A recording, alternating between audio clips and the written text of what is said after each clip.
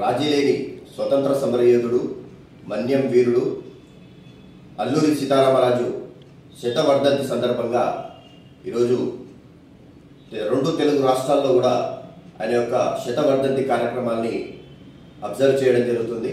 So దాంట్లో భాగంగా ఆంధ్రప్రదేశ్ రాష్ట్ర కమిటీ ఏఐడిఎస్ఓ ఈరోజు జాతా నిర్వహించడం జరుగుతుంది.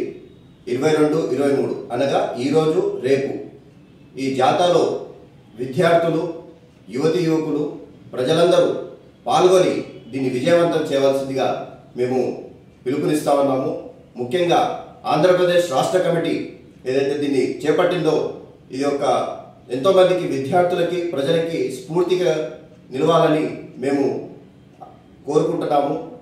దాంట్లో భాగంగా విద్యార్థులు, యువతి యువకులు అందరూ దీంట్లో పాల్గొనాలని ఏఐడిఎస్ఓ తెలంగాణ రాష్ట్ర కౌన్సిల్ నుండి మేము పిలుపునిస్తూ ఈ యొక్క చిన్న సందేశాన్ని తెలియజేయడం జరుగుతోంది. ఇట్లాంటి గొప్ప స్వాతంత్ర సమరయోధులు, విప్లవ వీరుల యొక్క జీవిత చరిత్రలు మనం కూడా మన జీవితంలో ఆదర్శంగా తీసుకోవాల్సినటువంటి ఆవశ్యకత ఈరోజు ఎంతైనా ఉంది.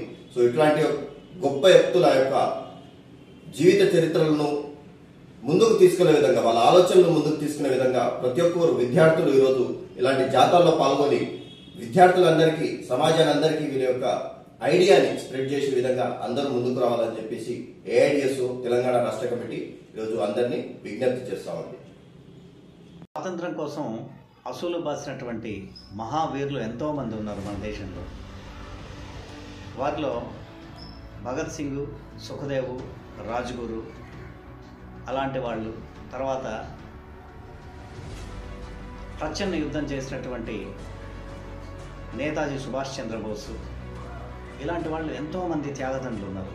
వాళ్ళ ప్రాణాలను కూడా లెక్క చేయకుండా బ్రిటిష్ వారికి ఎదిరించి నిలిచిన వాళ్ళు ఉన్నారు. అలాంటి వాళ్ళలో మన ఆంధ్రదేశం నుంచి అల్లూరి సీతారామరాజు ఉన్నారు. అల్లూరి సీతారామరాజు గారి జీవితం మనం కానీ చూసినట్లయితే గగురు పొడిచేటటువంటి ఎన్నో సంఘటనలు ఆయన జీవితంలో ఉన్నాయి. బ్రిటిష్ వారికి ఎదురొడ్డి బ్రిటిష్ వారి గుండెల్లో గుణపమై ఉన్నటువంటి ఒక పోరాట యోధుడిగా గిరిజనులంతా ఒకే తాటితో నడిపి గిరిజనుల యొక్క సమస్యల మీద, గిరిజనులు మనుషుల కంటే హీనంగా చూస్తున్నటువంటి ఈ బ్రిటిష్ వాళ్ళని ఎదిరించి పోరాడినటువంటి మహాయోధుడు.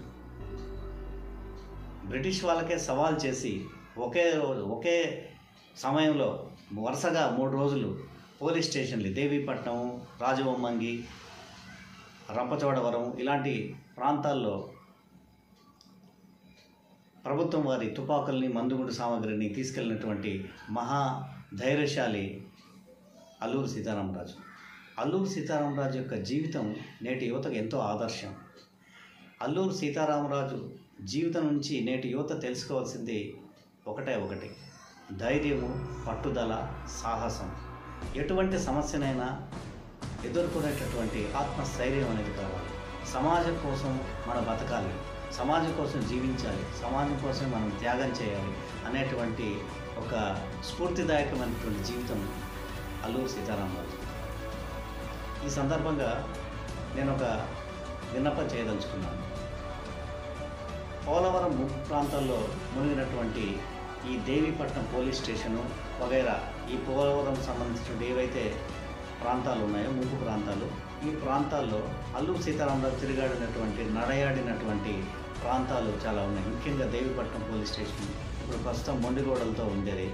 ఇలాంటి వాటిని ఆంధ్రప్రదేశ్ గవర్నమెంట్ ఆ మాన్యుమెంట్గా అల్లూరి సీతారామరాజు యొక్క స్ఫూర్తిదాయకమైనటువంటి ప్రాంతాలుగా గుర్తించి వాటిని భద్రపరచాల్సిందిగా మనం చేసుకుంటున్నాము.